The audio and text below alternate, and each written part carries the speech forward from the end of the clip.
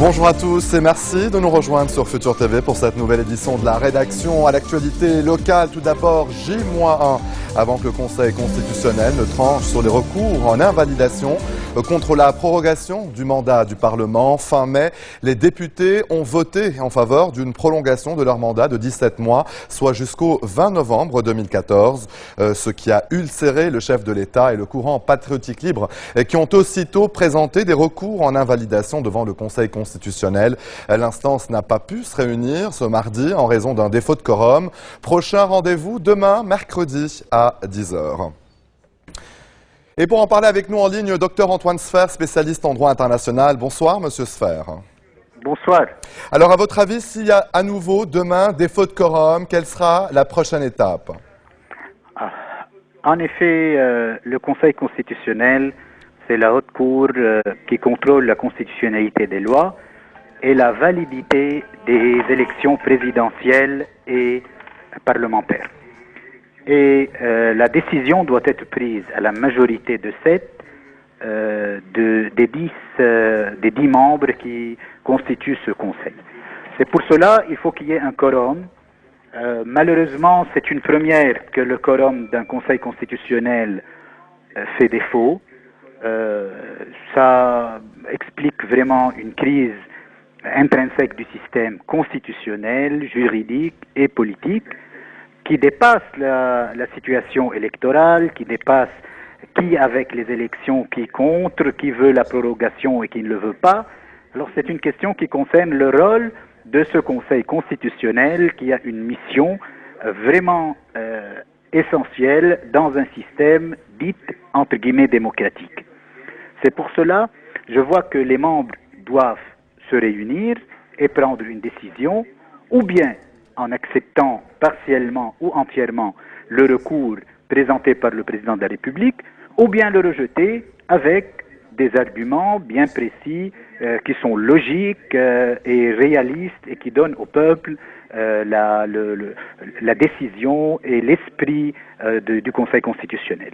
C'est pour cela, aujourd'hui, c'est quelque chose qui constitue une première et j'espère en tant que juriste que le Conseil constitutionnel se réunira demain et prendra une décision dans les délais prévus par la Constitution et par la loi 250 qui a formé le Conseil constitutionnel. Docteur Antoine Sfer, spécialiste en droit international, merci pour votre intervention. Le leader du bloc parlementaire du Hezbollah, Mohamed Raad, a été reçu ce mardi en audience par le chef de l'État, Michel Sleiman, au palais de Baabda, le siège de la présidence de la République. Aucune déclaration n'a été faite à l'issue de cet entretien. Il s'agit du premier contact entre le président et un dirigeant du Hezbollah depuis l'implication du parti d'Hassan Nasrallah dans le conflit syrien. Une implication sévèrement critiquée à plusieurs reprises par le président Sleiman. Conséquence de l'implication du Hezbollah en Syrie, ce sont ces pluies de roquettes syriennes qui s'abattent quotidiennement sur le Hermel. C'est dans le nord-est du pays. Ces tirs ont fait un mort et plusieurs blessés et provoqué un incendie dans un champ. Ces dernières semaines, des dizaines de projectiles se sont abattus sur la Beka, bastion du Hezbollah, faisant plusieurs victimes.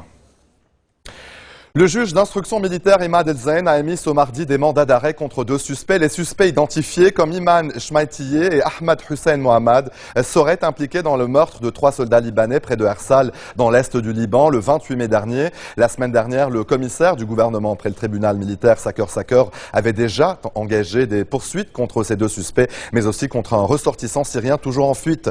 S'ils sont reconnus coupables, ils risquent la peine de mort. La Syrie a décidé de livrer au Hezbollah des armes sophistiquées et en plus grande quantité que ce qui a été livré par le passé. Ce sont les mots de Benyamin Netanyahou. Selon le Premier ministre israélien, ces armes sont de grande qualité et leur transfert par Damas au Hezbollah répondrait à des injonctions iraniennes. Pour Benyamin Netanyahou, ces armes pourraient modifier l'équilibre des forces dans la région et Tel Aviv serait alors dans l'obligation de changer sa politique de défense. Le Premier ministre israélien a averti que son pays empêchera le transfert de ces armes au Hezbollah. Je vous rappelle que début mai, l'aviation israélienne avait bombardé un dépôt d'armes dans le nord de Damas, des missiles iraniens destinés au Hezbollah. Pas de cours d'été au Liban pour les étudiants saoudiens. Ils sont dans l'obligation de quitter le pays après leurs examens de fin de session prévus la semaine prochaine. Le bureau de l'attaché culturel de l'ambassade saoudienne à Beyrouth a indiqué que cette décision s'inscrivait dans le cadre des mesures de sécurité adoptées par le royaume au Liban. Et les 6 monarchies du Golfe ont récemment appelé leurs ressortissants à éviter de se rendre au Liban. La chute de 2 roquettes sur la banlieue sud de Beyrouth fin mai, les combats meurtriers à Tripoli et les tensions aussi sanglantes à la frontière syro-libanaise seraient en cause. La situation en Syrie où un double attentat suicide visant un poste de police dans le centre de Damas a fait au moins 14 morts et une trentaine de blessés. La plupart des victimes seraient des policiers. Dans les faits, un homme s'est fait exploser dans le poste de police. Une deuxième explosion s'est produite à l'extérieur. Une série d'attentats a secoué ces derniers mois à la capitale Damas. L'un d'eux ayant visé fin avril le Premier ministre syrien Wael el-Halaki qui en est sorti indemne. Les troupes du régime syrien s'apprêtent à lancer une offensive majeure pour reprendre le contrôle d'Alep. Ils ont lancé ce mardi des attaques contre des positions rebelles dans le nord de cette province. Les forces gouvernementales ont bombardé des secteurs de l'aéroport militaire de Meneg que les insurgés ont en partie conquis hier lundi en prenant position dans la tour Radar. À Washington, le président Barack Obama a demandé à son équipe de sécurité nationale d'examiner toutes les options possibles pour aider l'opposition syrienne. Allez, restez des nôtres, on se retrouve après cette très courte pause. A tout de suite. Je me suis trompé en disant, je dis pas question le parcours d'été. Non mais je me suis corrigé. Je pensais à autre chose.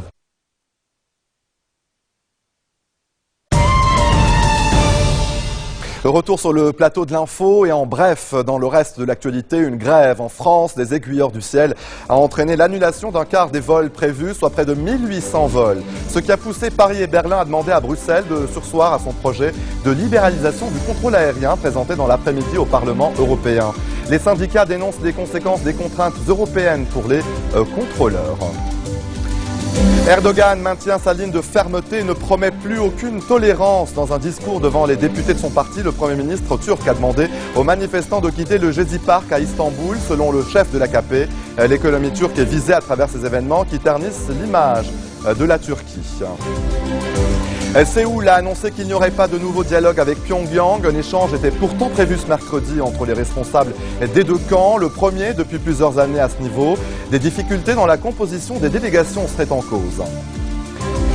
Le premier président noir d'Afrique du Sud est hospitalisé depuis 4 jours pour une infection pulmonaire. Nelson Mandela serait dans un état grave mais stable selon la présidence sud-africaine. Fer de lance du combat qui a renversé le régime ségrégationniste de l'apartheid. Mandela devrait fêter ses 95 ans le 18 juillet prochain. Et la femme la plus âgée du monde est morte. La chinoise Luo Mezhen est décédée dans la matinée. Officiellement, elle avait 127 ans, un âge que seules les autorités chinoises revendiquent.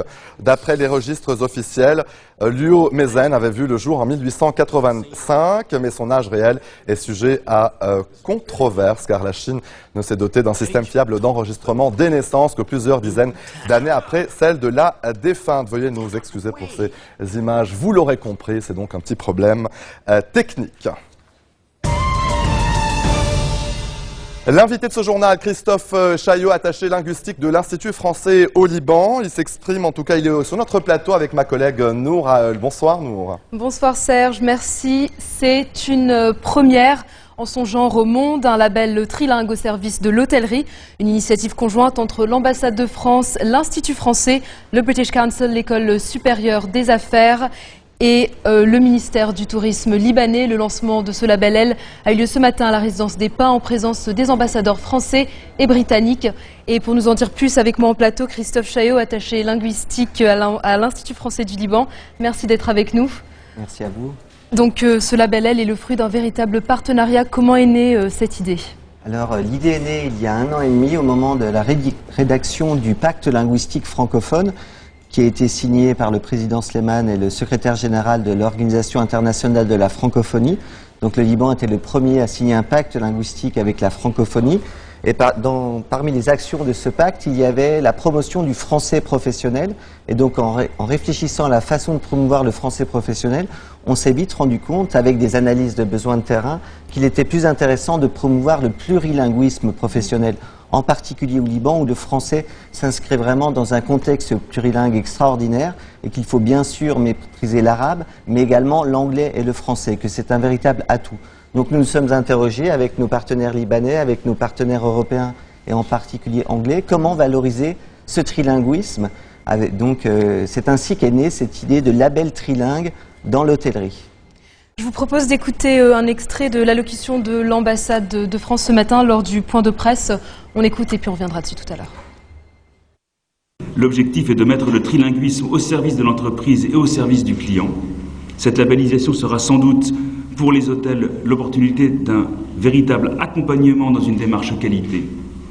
Le label L est aussi un outil de marketing idéal pour offrir et garantir aux structures hôtelières une visibilité sur le marché intérieur et aussi sur le marché international. Le label L créé au Liban devrait bientôt s'exporter à l'étranger.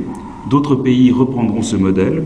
Sachez par exemple que notre projet de label professionnel trilingue est aujourd'hui même présenté par le ministre français des Affaires étrangères à Paris à l'occasion d'un séminaire international sur les langues et l'emploi dans le Maghreb.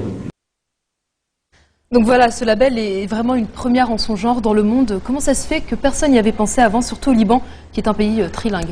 Alors je ne sais pas pourquoi, mais en tout cas, effectivement, une fois de plus, le Liban est pionnier. Et comme l'indiquait monsieur l'ambassadeur ce matin lors de la conférence de presse, de nombreux autres pays sont particulièrement intéressés. Nous avons été notamment contactés par la Tunisie, l'Égypte et l'Arabie Saoudite. Et d'autres pays sont clairement intéressés par ce projet de label trilingue, arabe, français, anglais. Et c'est vrai que sur les images de la conférence de presse, on peut voir côte à côte l'ambassadeur de Grande-Bretagne, l'ambassadeur de France et la directrice générale du ministère du Tourisme. Donc c'est vraiment un symbole d'un projet de partenariat. Il y a eu une véritable préparation commune et un projet commun pour valoriser toutes ces langues. Et pour les établissements, pour les hôtels qui seraient intéressés d'avoir ce label L, quelles sont les conditions et quelles sont les démarches à suivre? Alors les démarches à suivre, il suffit de contacter l'Institut français du Liban ou le British Council et nous nous rendons ensemble, et l'Institut français et le British Council, dans l'hôtel qui est intéressé. Nous effectuons un audit linguistique, donc un test de positionnement en anglais et en français. Ensuite, à partir des résultats de ce test de positionnement, nous proposons des formations de français professionnels de l'hôtellerie en langue française et en langue anglaise. Et ensuite, nous proposons de passer des diplômes officiels, le diplôme de français professionnel, par exemple, de la Chambre de commerce et d'industrie de Paris, ou un diplôme d'anglais professionnel de Cambridge. Et une fois qu'une majorité des personnels de l'hôtel ont obtenu ces diplômes, là, on peut remettre le label L officiellement avec une très belle plaque qui peut être apposée sur la devanture de l'établissement. Est-ce qu'on a une idée aujourd'hui du nombre d'établissements qui seraient éligibles pour ce label L? Alors nous avons visité une quinzaine d'établissements, tous ne seraient pas éligibles, en tout cas tous sont très intéressés. Après on n'a pas une idée précise sur le nombre d'établissements éligibles, a priori il y en aurait 5, mais en tous les cas tous les autres sont réellement intéressés pour développer ce label et avoir finalement une portée internationale. Puisqu'il y a déjà des guides touristiques, par exemple le guide touristique français Le Petit Futé, qui s'est engagé à mentionner lors de sa prochaine publication sur le Liban quel hôtel aura obtenu l'obtention du label L. Donc c'est un véritable outil à la fois de démarche qualité au sein de l'accueil d'une clientèle étrangère trilingue et également un outil de valorisation et de marketing. Je voudrais à présent discuter d'une autre initiative de l'Institut français, les cours de français, justement, les cours donc, que vous allez proposer cet été. Qu'est-ce que vous allez proposer donc, pendant les mois de juillet et d'août? Qu'est-ce que vous avez à offrir aux adultes comme aux enfants? Donc cet été, nous allons effectivement offrir dans les 9 instituts français du Liban, donc sur tout le territoire libanais, des cours intensifs de français. C'est une demande récurrente car nous avons énormément d'inscrits et de plus en plus d'ailleurs. En 2012, nous avions 10 000 inscrits au cours de langue de l'Institut français, alors qu'en 2008, il y en avait 6 000. En 2008, il y avait également 3 000 personnes qui passaient le DELF et le DALF. Il y en a plus de 5 000 aujourd'hui. Donc la demande de cours de français et de diplômes en français est de plus en plus forte. Donc nous avons décidé de mettre en place des sessions intensives pour enfants de 3 à 12-13 ans et pour adolescents jusqu'à 17 ans et pour adultes. Donc toute la journée, en matinée, l'après-midi et en soirée, il y aura des sessions de cours intensifs de français. Et pour les enfants, ce sont vraiment des ateliers ludiques. Les enfants pourront s'amuser en français. Notre objectif, c'est qu'ils apprennent le français sans s'en rendre compte, en s'amusant, en chantant, en faisant du théâtre, en réalisant un clip vidéo, en créant un site internet, en allant sur Facebook. Vraiment mettre en place des activités motivantes pour eux, mais qui leur permettent de progresser en français. C'est très complémentaire de ce qui est réalisé par les écoles durant l'année scolaire, avec une orientation un peu plus traditionnelle, peut-être plus classique, grammaticale, dictée. Nous, c'est vraiment l'expression orale, s'exprimer, un français de communication est utile. Donc autant dire que le français se porte bien. Oui. Et pour tous ceux qui seraient intéressés, les inscriptions sont à partir du 19 juin à l'Institut français. Tous les détails sont disponibles au www.institutfrançais-liban.com. Christophe Chaillot, merci pour votre intervention. Merci à vous pour votre invitation. Serge, c'est à vous. Merci Monsieur Chaillot, merci Nour et merci à vous de nous avoir suivis. Retrouvez-nous tous les jours à 16h40 heure de Beyrouth. Vous pouvez également nous suivre en ligne et en direct au www.futurtvnetwork.com ou en téléchargeant gratuitement notre nouvelle application mobile Futur TV Lebanon. Excellente suite de programmes sur notre antenne et à demain.